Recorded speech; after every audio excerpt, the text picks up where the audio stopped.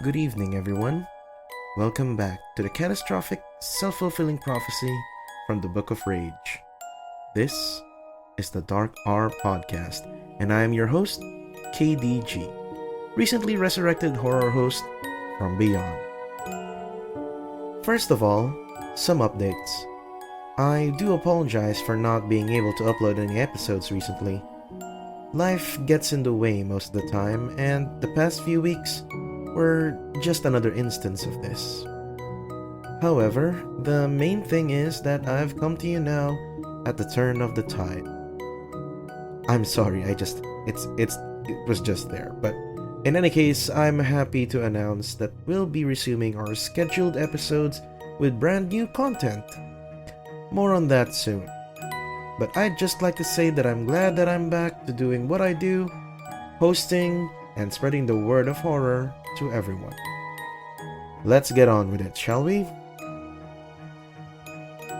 Before we start, I'd like to point out that this podcast is a work of fiction. Any resemblance to any existing person, living or dead, is purely coincidental. The aim of this podcast is to entertain and nothing else.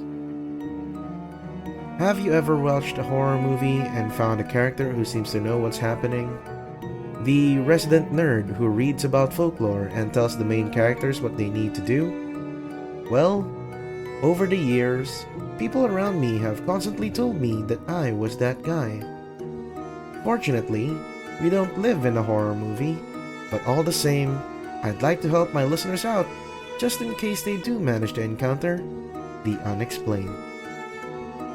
For tonight's episode, I'd like to celebrate my return by talking about one of the most interesting supernatural entities to exist across all of nations. You know him, you love him, it's the Grim Reaper. We'll be talking about how he works, how he's portrayed, and what you need to do once the Reaper is after you. So sit back, relax, and enjoy as we talk about cheating death by avoiding the man himself, the Grim Reaper.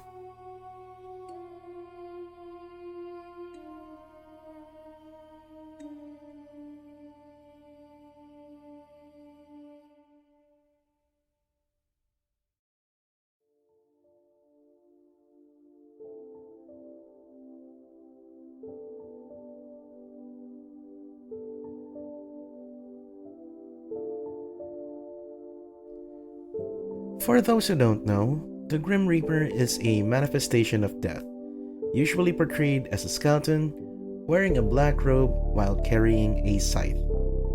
The Grim Reaper, often confused as the God of Death, is used to represent death as early as the 14th century, the height of the Black Death in Europe. This was when about 25 million to 200 million people were killed as a result of this pandemic. And you thought we had it bad when we were forced to wear masks outside. The symbolism behind the said entity as it was depicted are fairly straightforward. The skeleton, of course, symbolic of decay and rotting, making it almost synonymous with death. The robes, specifically, were a mixed bag, some saying it was because it resembles the ones used by the holy men, or some would argue that these were the robes used during the funerary services. Either way, they were also a reminder that whenever they were near, death follows. The scythe, arguably the most notable thing about the Grim Reaper, was often used as a farming tool for harvesting crops. This echoes the Reaper's profession as he harvests souls when the time is right, closing out the metaphor. However, the name Grim Reaper found its earlier appearance in a passage from the book called The Circle of Human Life. Here, the Reaper was given his name, as well as his connection to his weapon of choice.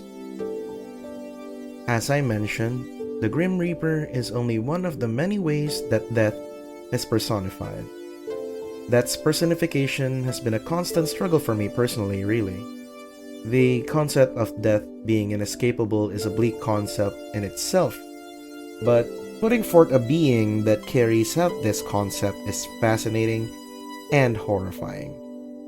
The fact that the Grim Reaper existing doesn't really mean that there's a hooded figure out to get you. Quite the contrary, really. It only ever means you get a hint that you or someone near you is about to die. Despite having the sight, the Reaper is only ever depicted to confirm someone's death, showing up as an apparition during the time of death.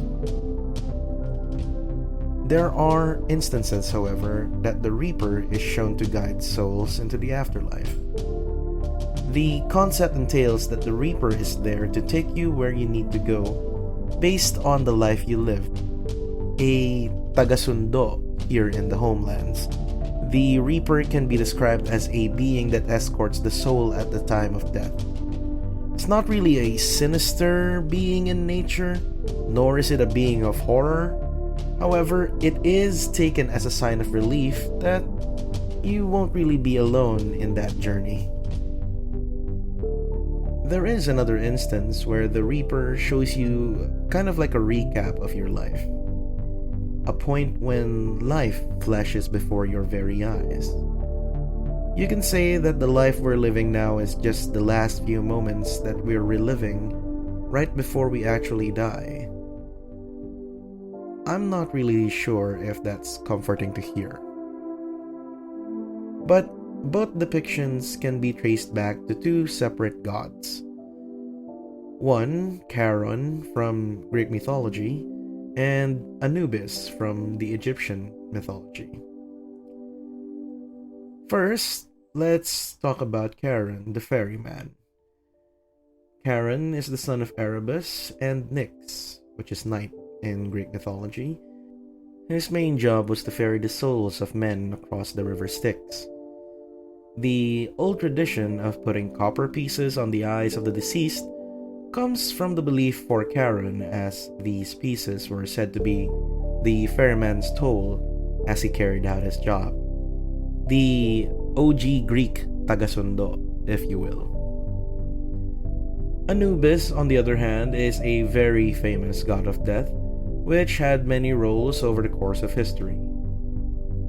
He was always depicted as a man with a jackal's head, and he was said to be the first embalmer in the beginning. He was also said to be the one to embalm Osiris, kind of like the king of the gods, after being killed by his brother Set. After that, he then progressed to becoming the protector of tombs, where the story changed to him protecting Osiris's body from Set rather than just embalming it. It was then that he was also heralded as the ruler of the underworld. Ultimately, though, by the time of the pharaohs, he was just depicted as a guide for souls who brought the people before Osiris, the now new ruler of the underworld, to be judged by the scales. Each person would weigh their heart on the scale against the truth, represented by an ostrich feather. If the soul's heart is heavier than the feather, they would be devoured by Amit, an Egyptian deity that has the front legs of a lion, the back legs of a hippopotamus, and the head of a crocodile. I swear, Egyptian gods are wild. But if the heart is shown to be lighter than the feather, the soul is allowed to ascend into a heavenly existence. In modern times, however, the most prominent way that death has been depicted is, by my guess, is the Final Destination series. Here, death is shown to be more of a force that follows a meticulous plan that kills off a number of people. Anyone who may have survived the initial tragedy, let's say the plane exploding in the first one, the highway accidents in the second one, the roller coaster accident in the third one, the fourth one was the NASCAR racing thing, and the last one was a bridge collapse. So basically, anyone who may have survived this initial tragedy was killed off by way of a preordained accident, which depends on when they were supposed to die in the initial tragedy. In the movies, there were a number of ways that the people involved had tried to cheat death. But inevitably, there is no cheating death, as he always wins. So what do you do when death comes for you in a horror movie scenario? It will clearly depend on the situation, but however, the best way to try and avoid death is just to be extra careful. I know it's stupid advice, but this is what they actually did in the Final Destination. In the first movie, the main protagonist, Alex Browning, had a premonition about their flight to France exploding and crashing a few minutes after takeoff. Over the course of the movie, he made multiple precautions to make sure that nothing can do him any harm, and the movie ended with him surviving. The same could be said for the female lead, Clear Rivers, who also survived and was shown in the sequel to have checked herself into a mental institution.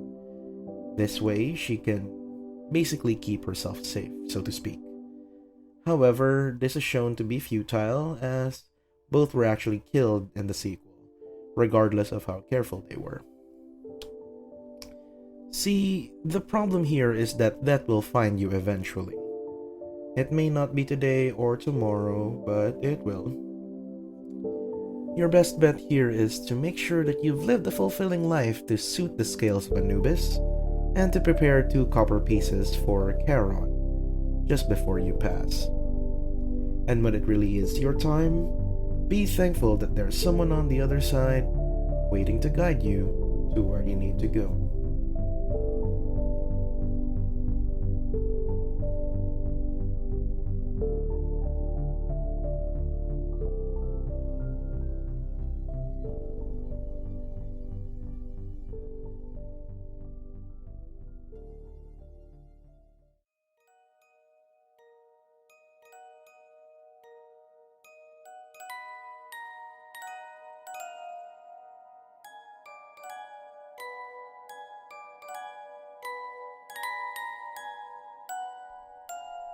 And that's gonna be it for tonight's episode. I hope you guys enjoyed it.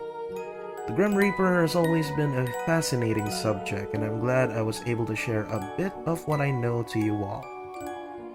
If you like content like this and you want to see more, you can check out previous episodes of the Dark Hour podcast on my channel. I made a playlist for it to make it easy for everyone. You can also listen to the Dark Hour podcast on Spotify and all other podcast playing services. Also, Spotify has started putting in ratings for podcasts recently, so I would highly appreciate it if you can give us a rating. I hope you guys are staying safe out there. Again, this has been the Dark Hour podcast, and I'm your host, KDG, saying good fright and good night.